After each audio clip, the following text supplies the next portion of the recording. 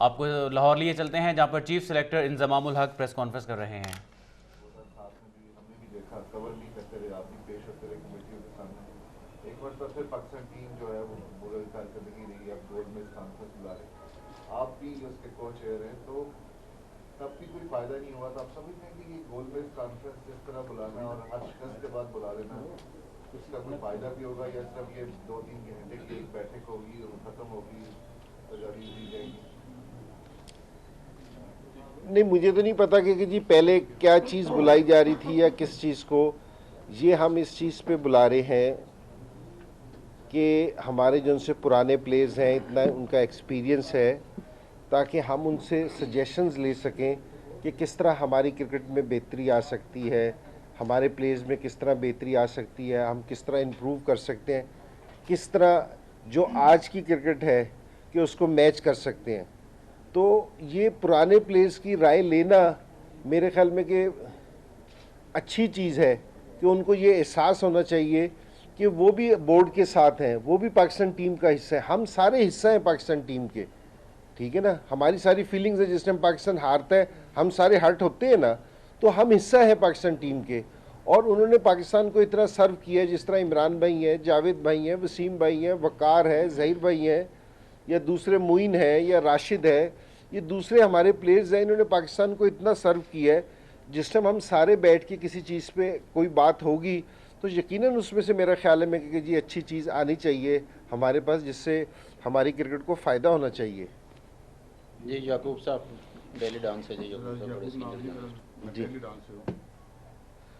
इस वक्त इल्माम भाई सबसे बड़ा मसला जो क्रिकेट का बना हुआ है, जो इशू बना हुआ है, कप्तानी का बना हुआ है।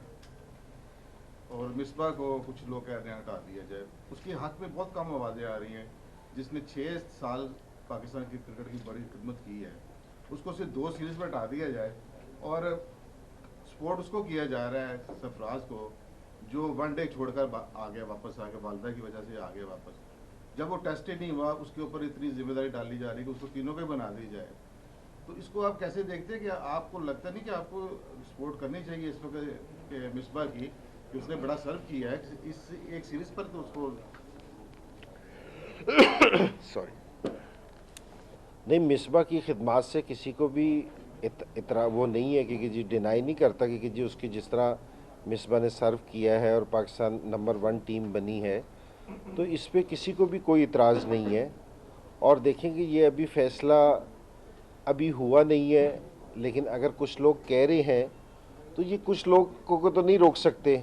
लेकिन ये है कि जी अभी, और वैसे ये मेरी डोमेन नहीं है कि जी मैं चीफ सेलेक्टर हूँ, मैं कप्तान की डोमेन नहीं है मेरी कि जी मैं इस पर कहूँ कि जी मिसबा को होना चाहिए या हट जाना चाहिए। ये चेयरमैन का है कि जी चेयरमैन इस पर बात करेंगे। लेकिन ये है कि देखें, एक चीज़ हमारे बीच में होनी चाहिए कि मिसबा आज नहीं है तो 1 साल बाद चला जाएगा, जाना तो है जिसने भी आना है, कोई ऐसा आदमी तो नहीं है। हाँ, लेकिन तरीक़ाकार हमारा ये होना चाहिए कि जिसने भी इस तरह का सर्व किया हो पाकिस्तान के लिए, जिसकी पाकिस्तान के लिए खिदमात हो, तो हमारे जो उनसे हीरोज़ हैं ना, ये अच्छे रिस्पेक्टेड तरीके से जाए। बात 6 साल की और 5 साल की नहीं है, अभी नहीं जाएगा तो कल जाएगा, जाना तो है सारों ने। जो हमारे दूसरे बड़े प्लेयर्स हैं वो भी गए हैं, लेकिन मैं कह रहा हूँ ये कि जाना सारों ने है, जाने का तरीका हमारा बेहतर होना चाहिए कि हम हमारे जो उनसे हीरोज़ हैं हमें उन्हें रिस्पेक्ट से भेजना चाहिए। मेरी ये और बोर्ड का भी ये इरादा है, क्योंकि जी बोर्ड भी ये चाहता है कि जो उनसे हमारे हीरोज़ हैं जिन्होंने पाकिस्तान के लिए परफॉर्म किया है वो बेहतर तरीके से जाए। जी जी हाफिज शहबाज साहब, 7 न्यूज़। आपने 18 साल क्रिकेट खेली और पूरी सही दुनिया में खेलते रहे। कुछ लोगों का ये कहना है, जो साबिक क्रिकेटर्स हैं, जो क्रिकेट ऑर्गेनाइजर्स हैं, उनका ये कहना है कि इस वक्त अगर जो क्वालिटी फास्ट बॉलर या क्वालिटी बैट्समैन ना आने की बुनियादी वजह है, वो हमने पिछले 7-8 साल में जो पिचेस का मयार है डोमेस्टिक क्रिकेट में, उसको तब्दील किया है। उसकी वजह से बड़ी इनिंग खेलने वाले ना बैट्समैन आ रहे हैं और ना ही जो है ना बॉलर्स आ रहे हैं जो तेज गेंद कर सकें। इस हवाले से आप क्या कहें? देखिए, किसी हद तक ये वाली बात बिल्कुल ठीक है कि इस तरह है, लेकिन सारी हद तक मैं ये वाली बात मानने से भी नहीं तैयार। मैं उसकी मिसाल देता हूँ एक छोटी सी, तो बात बिल्कुल समझ आ जाएगी। ऑस्ट्रेलिया की जो सी ये लास्ट वनडे सीरीज़ हुई है ना, 2 लड़कों ने सारों से अच्छा परफॉर्म किया है, शर्जील ने और बाबर आजम ने। ये दोनों मेरे ख्याल में अभी की वो हैं। तो ऐसी बात नहीं है कि जी हमारी जो सी फर्स्ट क्लास है वो बिल्कुल नहीं है। और जहाँ तक पुराने प्लेयर्स की बात है कि जो उन्होंने विकेटों की बात की है वो बिल्कुल सही है कि हमारे विकेटों में बेटरमेंट आनी चाहिए। अब मैं उस बेटरमेंट का आपको बता देता हूँ कि जी क्या कर रहे हैं। बोर्ड को ये वाली सजेशन दी थी, अब इस पर इंशाल्लाह अमल भी हो रहा है कि जी इसका हम सारी चीज़ें करने की कोशिश कर रहा है बोर्ड, कि हमारे जो 3 सीनियर प्लेयर्स हैं जो क्रिकेट खेले हुए हों, इंटरनेशनल या फर्स्ट क्लास क्रिकेट खेले हुए हों, उनको हम बाकायदा क्रिकेटर का कोर्स करवाएं ताकि वो विकेटें बनाएं। जो स्टेडियम्स बोर्ड के अंडर आते हैं, जो स्टेडियम बोर्ड्स के अंडर हैं, उन पे हम अपने हिसाब से विकेटें बनाएं। सारी विकेटें हमें ऑस्ट्रेलिया जैसी नहीं चाहिए, सारी विकेटें हमने इंग्लैंड वास्ते नहीं चाहिए। हमने 2 साल में एक दफ़ा जाके खेलना है। हमने अपने मुल्क में सारों से ज़्यादा 60 से 65% क्रिकेट हमने अपने मुल्क में खेलनी है। हमें इन विकेटों पे भी खेलने की प्रैक्टिस की ज़रूरत है और वाली भी। तो फिर हम अपने 8 स्टेडियम में मुख्तलिफ तरह की पिचेस बना के कि कोशिश करेंगे कि जी उस पर फर्स्ट क्लास के मैचेस हों ताकि लड़कों को हर तरह का फ्लेवर मिल सके। जी जवान भाई, न्यूजीलैंड और ऑस्ट्रेलिया में शिकस्त का सामना रहा है और हेड कोच ने भी जो है वो बॉलर पे मलबा डाला है कि उनकी परफॉर्मेंस ठीक नहीं थी। तो वेस्ट इंडीज का टूर आ रहा है, तो टूर से पहले ऑपरेशन क्लीन अप होगा, ये सबूत किया जा सकता है। ऑपरेशन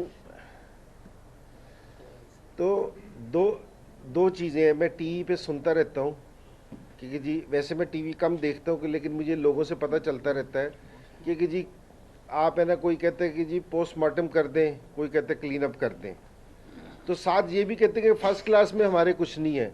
अगर मैं इधर क्लीन अप कर दूं, पीछे तो आप कह रहे हैं है ही कुछ नहीं, तो मैं क्या करूं?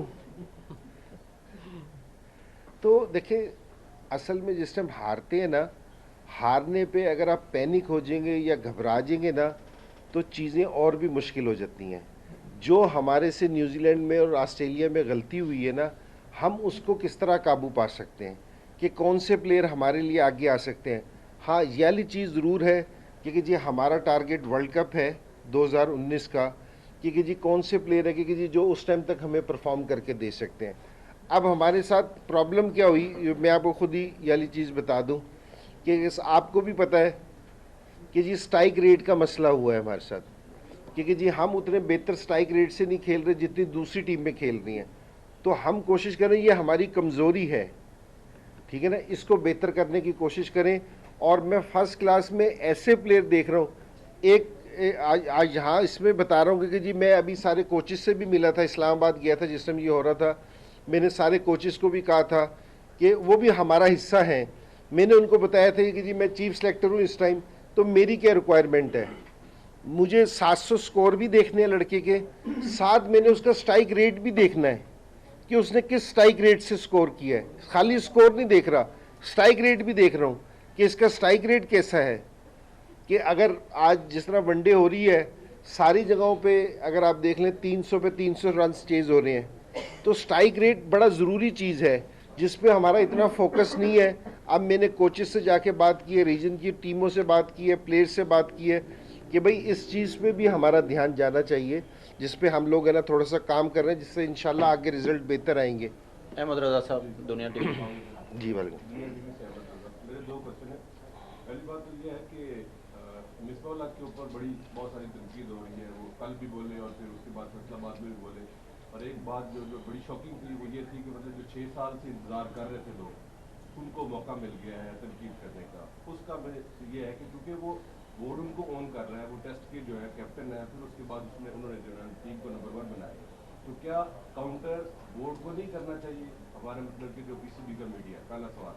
और दूसरी बात ये है कि क्योंकि आपने भी इमरान खान को मतलब कि जो है वो लेजेंड, और जाहिर है वो हमारी पाकिस्तान हिस्ट्री के जो है बहुत बड़ा स्टार है, और उन्होंने वो वर्ल्ड कप के अलावा जो मशहूर है कि वो अपने फैसलों से मशहूर है, कि मतलब कि उन्होंने बड़ा इंडिपेंडेंट जाके जो है ग्राउंड के अंदर, फिर उसके बाद जो है मतलब खुद लड़कों को चुना, और उसकी जो है मिसाल वसीम अकरम की सूरत में आसिफ जावेद। काफ़ी लंबा हो गया अहमद रजा साहब क्वेश्चन। और उसमें से ये है कि क्या आप भी इस तरह बोल्ड फैसले करेंगे, मतलब कि अगर आपको पिक एंड चूज जहाँ पे आपको लड़का अच्छा मिलता है, जिस तरह अभी आप वो नीचे एक पुराने लड़के की बात कर रहे थे, तो उसको कैसे चैलेंज करेंगे? देखिए, इंशाल्लाह जहाँ ज़रूरत पड़ेगी हमें टीम में, जिस चीज़ की ज़रूरत है, बेफिक्र रहें कि जी उस टाइम कोई भी फ़ैसला लेते हुए ना कोई भी मुश्किल नहीं होनी चाहिए। इंशाल्लाह जो टीम के लिए बेहतर होगा वो फैसला करने में इंशाल्लाह मैं देर नहीं लगाऊंगा बिल्कुल भी। अफजाल साहब, मूसा जी, मूसा आप बड़ी देर मोबाइल पे खेलते रहे हैं, ज़रा बारी दें दूसरों को, अभी आप फारग हुए हैं। जी जी। सवाल ये है कि बड़ा एक लंबा कैरियर खेला आपने भी, एज ए कैप्टन भी सर्व किया पाकिस्तान में, अफगानिस्तान की कोचिंग भी की। बहुत सारे लोग क्रिकेट को पाकिस्तान में जिस तरह फॉलो करती है पाकिस्तानी कौम, बहुत सारे लोग ये समझते हैं कि आप जो है वो चीफ सेलेक्टर की बजाय अगर एज ए कोच अगर काम करें तो ज़्यादा सर्व कर सकते हैं पाकिस्तान क्रिकेट को। आपकी इस पर क्या राय? आप समझते हैं कि अगर ऐसा मौका आपको दिया जाता या ऐसी ड्यूटी अगर दी जाए आपको तो ज़्यादा फायदा हो सकता है पाकिस्तान क्रिकेट में? किसी ने ये वाला सवाल मेरे से पहले भी किया था। मैंने आप देख रहे हैं लाहौर में चीफ सेलेक्टर इंजमामुल हक प्रेस कॉन्फ्रेंस कर रहे थे, जिसमें उन्होंने कहा कि कप्तान की राय को अहमियत देनी चाहिए।